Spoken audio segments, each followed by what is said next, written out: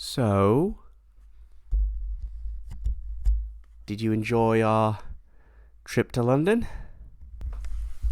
It was 3 hours, Benny. It was. 3 hours of utter garbage. Thank you for your hard work, animators.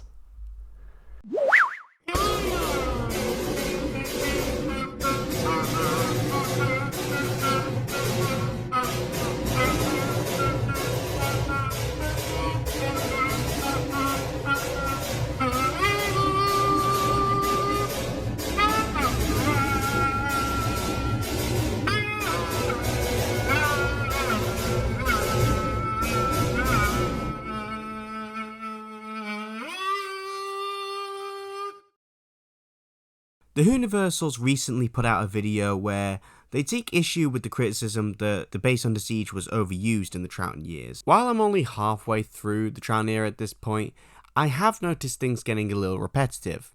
However, I still think they have a point. Just pointing at base Under Siege as a model and calling it a day isn't really the most helpful criticism. It's a pretty loosely defined term, and it's not as if Doctor Who basically using ad-libs for plots goes away really at all over the next 50 years. I think it's fair to say that Doctor Who around this point was largely centered around the monsters and locations.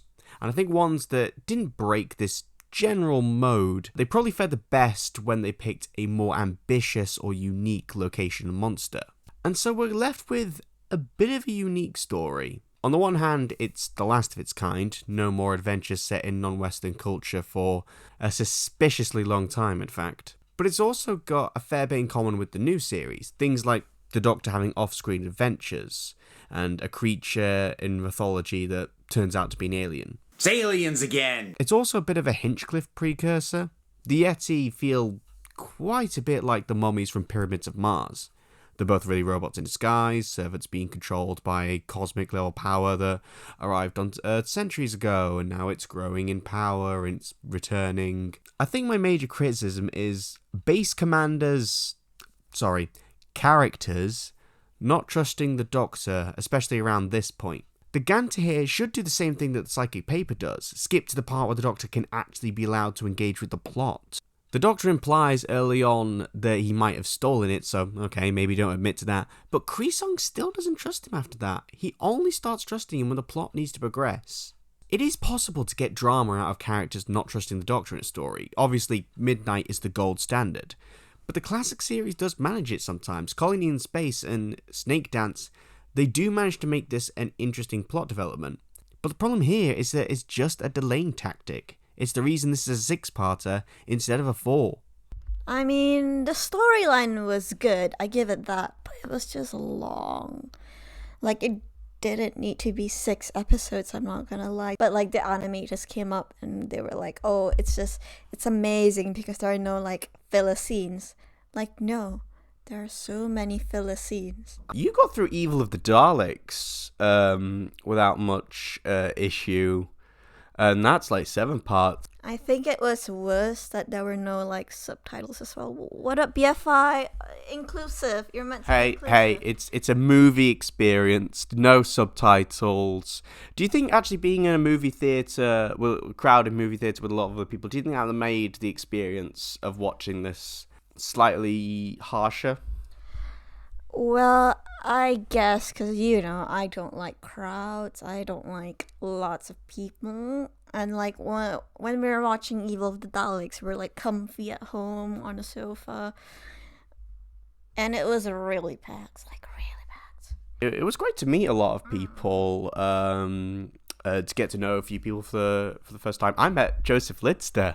That was really cool. There was loads of other YouTubers I'm familiar with, and we got to meet them. So that was fun. Yeah, I liked the social bit of it, like before we went in and afterwards. But the actual 3-hour block of watching, I mean, it wasn't bad.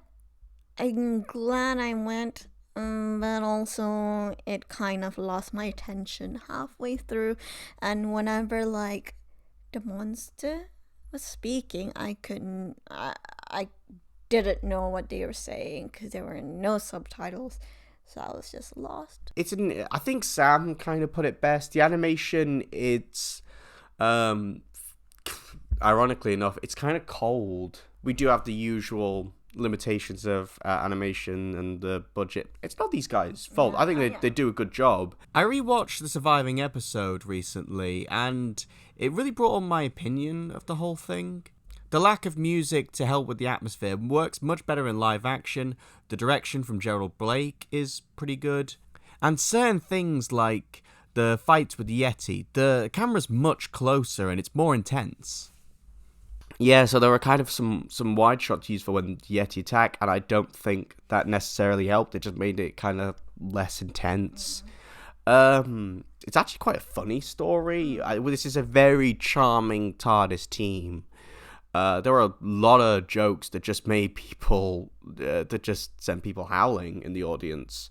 It should bolster the rest of it, but it actually does it no favors, because you kind of just want to see these people larking about in the TARDIS some more.